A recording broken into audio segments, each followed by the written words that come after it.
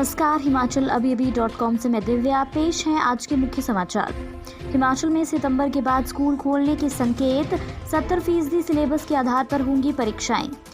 हिमाचल में कोरोना के अभी तक 45 मामले। पश्चिम बंगाल से किन्नौर पहुंचे 8 मजदूर निकले संक्रमित। सीएम जयराम ठाकुर बोले, चीन की हरकतों को लेकर प्रदेश सरकार पूरी तरह से सजग। हिमाचल में 9 HPS अधिकारियों को मिली नई जिम्मेदारी। हिमाचल विधानसभा के मानसून सेशन से पहले परमार ने लिया सचिवालय में तैयारियों का जायजा। स्मार्ट सिटी धर्मशाला में 98.46 करोड़ रुपए से बनेगा integrated command control centre. Doctor Sange बोले, चाइना सही मायनों में शांति चाहता है तो दलाई लामा के दूतों से करे बातचीत। काजा में शिगो के पास वाहन नदी में गिरा, प्रशासन ने हेलीकॉप्टर के माध्यम से IGMC पहुंचाए घायल। नैना टिक्कर में 3 मंजिला भवन गिरा, 8 साल पहले करवाया था पंचायत ने निर्माण। अब समाचार विस्तार से। आपके स्वास्थ्य का प्रहरी श्री बालाजी हॉस्पिटल, कांगड़ा, हिमाचल। हिमाचल प्रदेश समेत पूरे देश में जारी कोरोना वायरस के कहर के बीच सबसे अधिक नुकसान अगर किसी का हुआ है तो वह है छात्रों का। इस सब के बीच शिक्षा मंत्री गोविंद सिंह ठाकुर की अध्यक्षता में शिक्षा बोर्ड व शिक्षा विभाग के अधिकारियों के साथ वर्चुअल बैठक बुधवार को आयोजित की गई। इस बैठक के दौरान इस बात का निर्णय लिया गया कि हिमाचल प्रदेश में स्कूल परीक्षाएं 70% सिलेबस के साथ होंगी। 30% अंक इंटरनल असेसमेंट के मिलेंगे। राज्य सचिवालय से शिक्षा मंत्री ने वर्चुअल बैठक को संबोधित करते हुए बताया कि वार्षिक परीक्षाओं के लिए सिर्फ 70% सिलेबस से सवाल पूछे जाएंगे। 30% सिलेबस पढ़ाया जाएगा और इस सिलेबस की इंटरनल असेसमेंट के आधार पर परीक्षाएं होंगी। इसके अलावा प्रश्न पत्रों में ऑप्शनल सवालों की संख्या भी 30% बढ़ाई जाएगी। इस बैठक में शीतकालीन छुट्टियां रद्द करने का भी निर्णय लिया गया है। प्रदेश के शीतकालीन स्कूलों में इस बार जनवरी-फरवरी की सर्दियों की छुट्टियां नहीं होंगी। बैठक के दौरान शिक्षा मंत्री ने बताया कि सितंबर के बाद स्कूल खुलने पर दूसरे शनिवार का अवकाश नहीं होगा। हालांकि इस बयान से ये पूरी तरह से स्पष्ट नहीं हो पाया है कि स्कूलों को सितंबर में खोल ही दिया जाएगा, लेकिन कहीं न कहीं इस बात को स्कूल खोलने की दिशा में बड़ा संकेत माना जा रहा है। हिमाचल प्रदेश में अभी तक कोरोना के 45 मामले सामने आए हैं। इनमें कांगड़ा जिला से सबसे अधिक 20 लोग संक्रमित पाए गए हैं। इसके अलावा किन्नौर से 8, सिरमौर बिलासपुर से 1, चंबा से 2, कुल्लू 2, मंडी 2, ऊना 1, शिमला, सिरमौर, सोलन से 3 मामले सामने आए हैं। वहीं 31 लोगों ने कोरोना को मात दी है। इनमें से 20 लोग जिला ऊना के हैं। इसके साथ ही हिमाचल में कोरोना संक्रमितों की संख्या 6300 पहुंच गई है। 1536 एक्टिव केस हैं। 40 लोग कोरोना संक्रमण से अभी तक अपनी जान गंवा चुके हैं। किन्नौर जिले में जो 8 पॉजिटिव मामले सामने आए हैं वे सभी संक्रमित टाटा ट्रांसमिशन टीडोंग परियोजना से संबंधित हैं। इनकी आयु 18 से 50 वर्ष के बीच है। ये सभी 22 अगस्त को पश्चिम बंगाल के मालदा से किन्नौर के लिए निकले थे और 26 अगस्त को बस से किन्नौर पहुंचे थे। इन सभी को क्वारंटाइन किया गया था और 31 अगस्त को सैंपल लिए गए थे। सीएमओ किन्नौर डॉक्टर सोनम नेगी ने बताया कि किन्नौर में 8 कोरोना पॉजिटिव मामले आए हैं। सीएम जयराम ठाकुर का कहना है कि चीन की हरकतों को लेकर प्रदेश सरकार पूरी तरह से सजग है और यहां पर किसी भी प्रकार की घुसपैठ को बर्दाश्त नहीं किया जाएगा। मंडी जिला के 2 दिवसीय प्रवास पर आए सीएम ने मंडी में पत्रकारों से अनौपचारिक बातचीत में ये बात कही। इससे पहले उन्होंने कांगनी में निर्माणाधीन संस्कृति सदन के कार्य का जायजा लिया और बाद में अधिकारियों के साथ समीक्षा बैठक भी की। उन्होंने कहा कि चीन की घुसपैठ का जिक्र करना उचित नहीं होगा। केंद्र की एजेंसियों ने चीनी मूल के एक व्यक्ति को पकड़ा है जिसके कुछ और लोगों के साथ तार जुड़े हैं।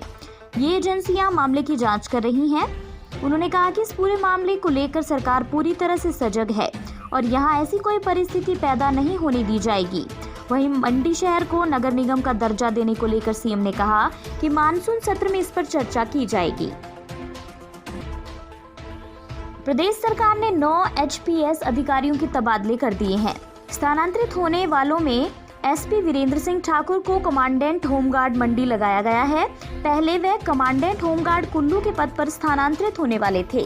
इसके अलावा कमांडेंट होमगार्ड मंडी रहे संजीव लखनपाल को commandant home guard Kullu, additional SP निश्चिंत सिंह नेगी को additional SP 2, IRBN Pandoh, additional SP Shamsher Singh को एडिशनल SP 1, IRBN बनगढ़ से एडिशनल SP 2 IRBN सको लगाया गया है।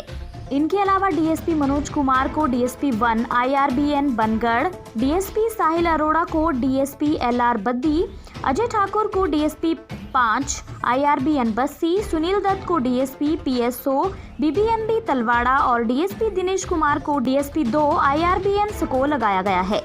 अन्य समाचार ब्रेक के बाद।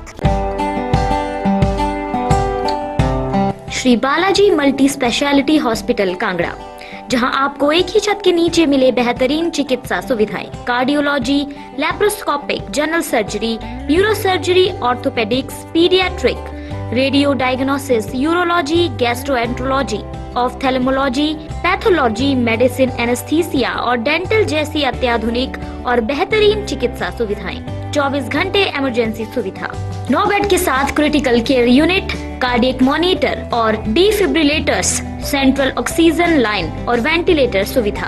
हिमाचल प्रदेश के सबसे बड़े निजी स्वास्थ्य सेवा प्रदाताओं में से एक Shri Balaji multi speciality hospital Kangra राष्ट्रीय स्वास्थ्य बीमा योजना के साथ सूचीबद्ध Shri Balaji multi speciality hospital Kangra BPL परिवारों के लिए अस्पताल में कैशलेस भर्ती होने के साथ ही ECH की भी सुविधा।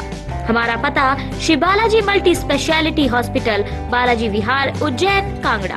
संपर्क करें 9218411108 पर। Shri Balaji multi speciality hospital Kangra.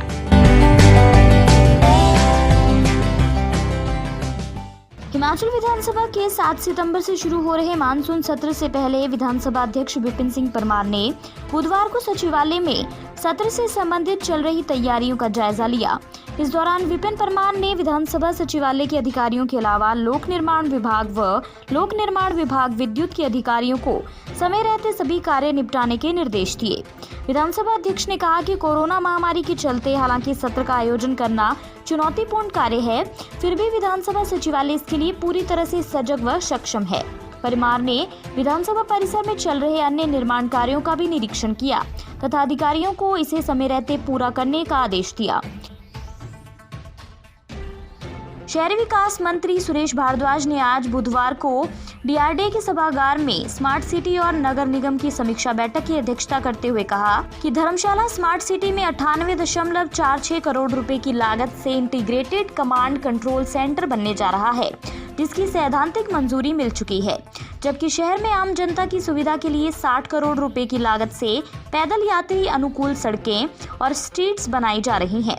PM Narendra Modi की महत्वाकांक्षी स्मार्ट सिटी परियोजना के कार्यों का समयबद्ध कार्यान्वयन सुनिश्चित करने के लिए दैनिक आधार पर समीक्षा की जा रही है। उन्होंने कहा कि इस परियोजना में प्रदेश सरकार के विभिन्न विभागों की परोक्ष भूमिका है। 18.50 करोड़ रुपए की लागत से HRTC के माध्यम से शहर के लिए 15 ई-बसें खरीदी जा रही हैं। इन बसों के आने से शहर में पर्यावरण संरक्षण में भी मदद मिलेगी और शहर को आधुनिक परिवहन सुविधा प्राप्त होगी। निर्वासित तिब्बती सरकार के अध्यक्ष डॉक्टर लोब्सांग सांगे ने कहा कि तिब्बती समाज के अंदर जो लोकतंत्र है वह धर्मगुरु दलाई लामा के संघर्ष के प्रयासों से मिला है। डॉक्टर सांगे ने कहा कि चीन विश्व में शांति की बात कर रहा है। यदि चीन वास्तव में शांति चाहता है तो दलाई लामा के दूतों से बातचीत करे और तिब्बत के लोगों को आजादी देने के रास्ते खोले। डॉक्टर सांगे ने ये बात आज निर्वासित तिब्बती सरकार के लोकतंत्र के 60 वर्ष पूरे होने पर मैक्लोडगंज में आयोजित एक कार्यक्रम में कही। इस दौरान दलाई लामा की ओर से तिब्बत की आजादी को लेकर अब तक उठाए गए कदमों को याद किया गया, साथ ही उनकी लंबी आयु की प्रार्थना की गई। डॉक्टर सांगे ने कहा कि दलाई लामा की ओर से किए गए अथक प्रयासों से आज हमें अपनी लोकतांत्रिक व्यवस्था मिली है।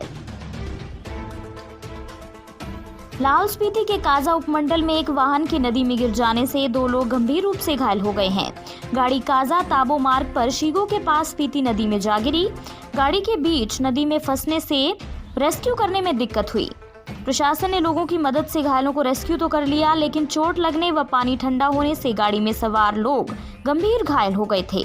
घायलों की पहचान 32 वर्षीय सोनम तंदोप पुत्र सोनम व राजकुमारी पत्नी तेंजिंग गटुक निवासी काजा के रूप में हुई है।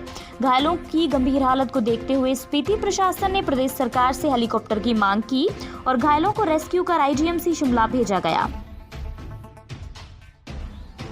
जिला सिरमौर के पच्छाद उपमंडल की नैना टिक्कर पंचायत में तकरीबन 8 साल पहले बनी 3 मंजिला धर्मशाला एवं शॉपिंग कॉम्प्लेक्स अचानक धराशायी हो गया।